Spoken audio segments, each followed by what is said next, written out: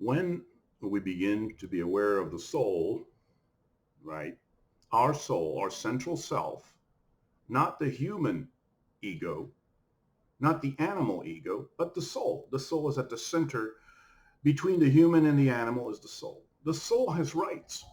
The soul is an entity. The soul has likes and dislikes. The soul can grow or can decay, just like the human ego or the animal ego.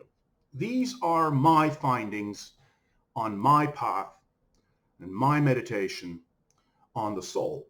I meditate on the soul and the nature of the soul, not the nature of the spirit, which is a kind of error about life. Life is a game between the soul and death. It's a very big game. It's a very long game. And the soul needs its rights. It doesn't have its rights.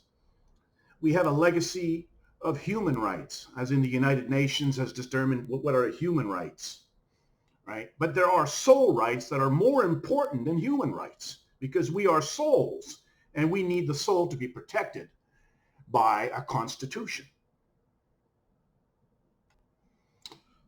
When you study human rights, there's a lot about free speech, the freedom of assembly, the freedom of democracy. This is basically the right to change the government, which usually in humanity, whatever government is in power doesn't want to leave. So they ban free speech, they ban freedom of assembly, and they even ban democracy so that the kings of this world stay in power. And this even happens when there is supposed to be ballot voting and so forth. It's arranged that the king stays king. So basically we have here the power to change government, which is a very big part of human rights. But soul rights are different. We want competent government. The soul wants a competent government that serves the soul. We need to survive. We need cheap rents, cheap mortgages, cheap food, cheap cars, cheap gasoline, cheap survival so that we can thrive in this business. If we're stuck on survival level, we're not going to enjoy life much. So it's not just the right to change government. It's not just the right to go to the ballot box and vote for an asshole. It's the right to have competent government to our needs. If we, as humans, pay for government, right, we want the government to serve us and our needs. And our first need is survival. And our second need is prosperity and thriving. But they don't even address the first need. One of the biggest soul rights is the right to live our life. The soul wants to live its life. It doesn't want to live the life of mom. It doesn't want to live the life of dad or the life that the authorities, any other authority has planned. It wants to live its life. The soul has likes and dislikes. If it wants to be an actor, if it wants to be an artist, if it wants to travel with the circus, it has the right to err. It has the right to live its life. A child has the right to live its life and its desires and its ambitions. It is not the property of mom and it's not the property of dad. All right. Here we have the right, the human right in the United Nations, the right of marriage and the right to have children. Yeah. What about if the marriage is fixed? What about if the marriage is coerced? If you have to marry within your own race, if you can't even choose your own lover or your own mate? As in a lot of countries, you can't even choose who you're going to marry. You know, they marry you off. The family marries you off. So you have the right to marriage, but you can't choose your marriage. You can't choose your mate. It happened in my life. My own parents didn't choose to marry each other, which is outrageous.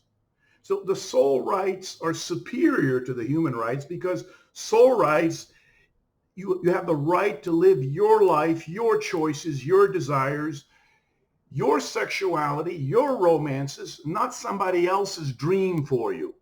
You have a brain. You have to use your brain. You can't live off somebody else's brain. So that is the right to live your life. It's your life. It's not somebody else's.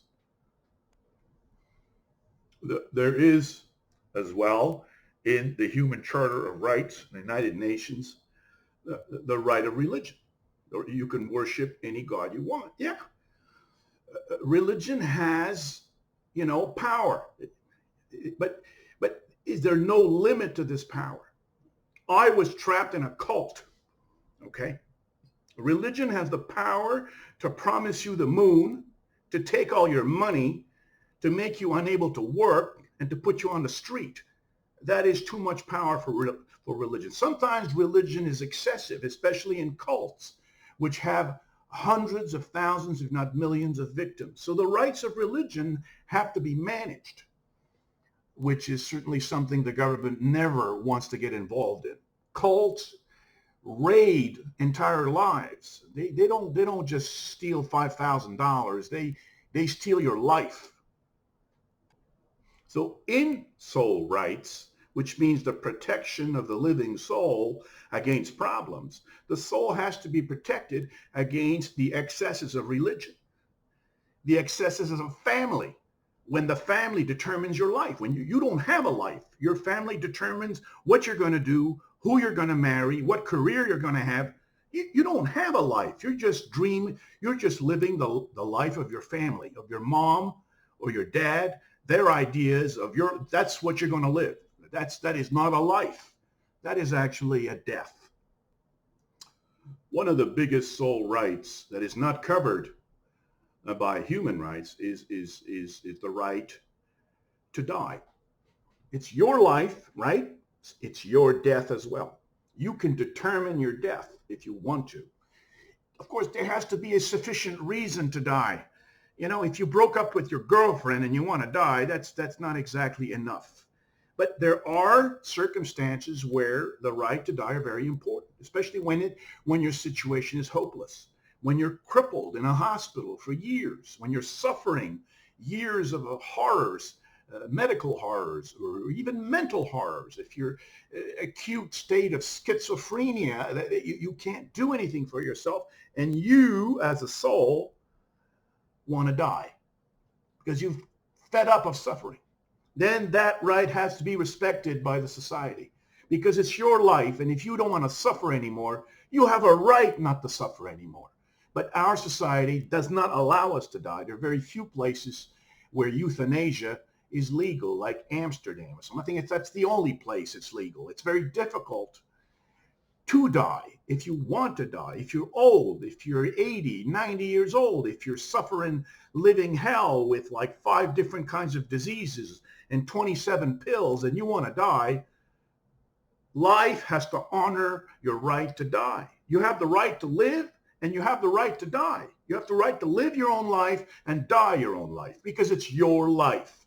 It's not the state's life. It's not the church's life. Your life doesn't belong to some ghost on the moon.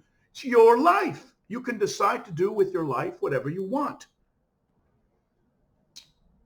Another very important soul right is the right to own your own sexuality, to live out your sexuality, which starts at the age of 11, 12, 13 years old. You start to have sexual feelings because there's a pressure to become a man or a woman and to grow physically, animally, emotionally, intellectually, and soulfully as well. Sexuality plays a very big role in growth towards adulthood, and therefore the sexuality has to be liberated. You should be allowed to experiment with your sexuality. You have the right to be gay if you want to.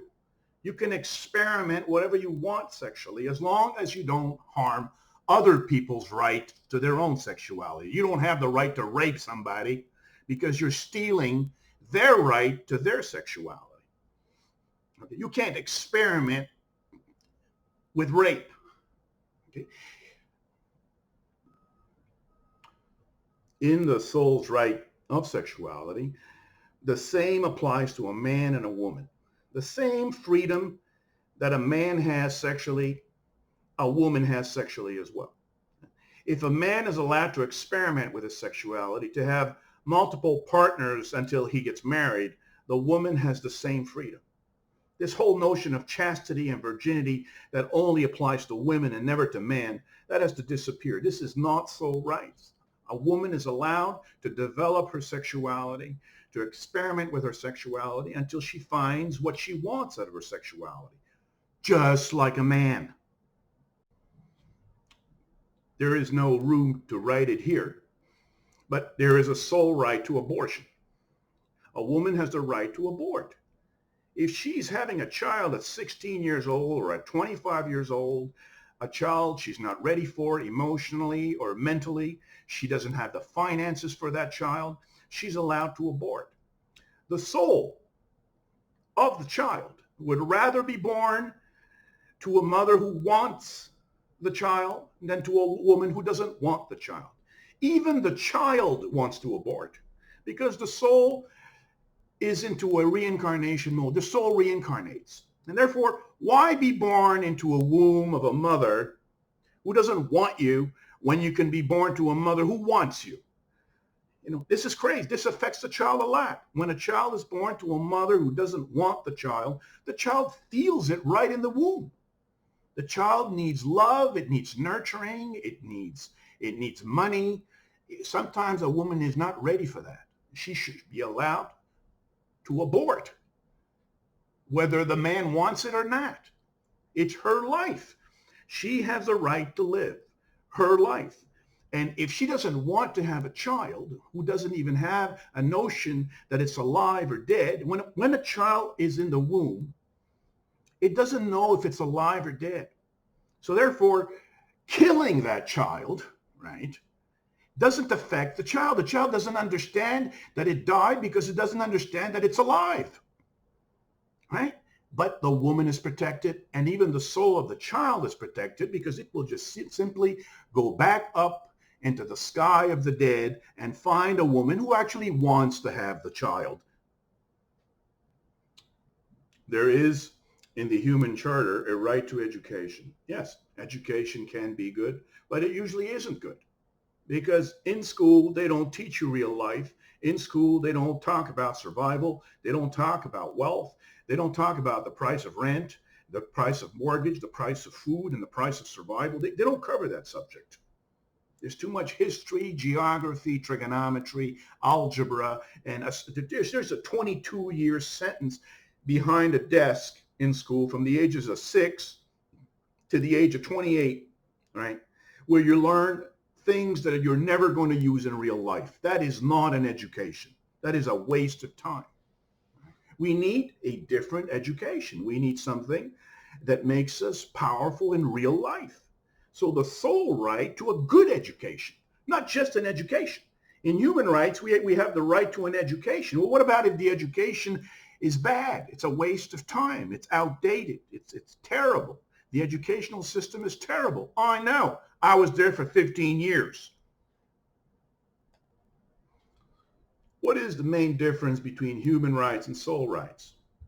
We have the human ego in the north, we have the animal ego in the south, and we have the soul at the center.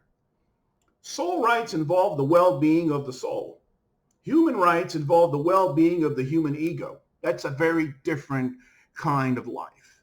The soul rights is what's good for the soul, what's good for the soul's growth, not what's good for its submission to authorities, which is where human rights are heavy with this.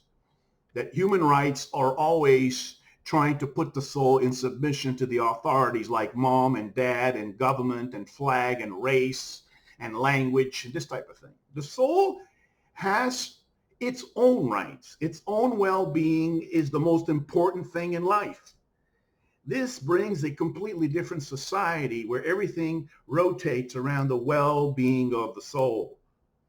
Even the government must be submissive to the well-being of the soul. That's the kind of age we need. And that's what I'm trying to build through this channel and through this new meditation, soul meditation.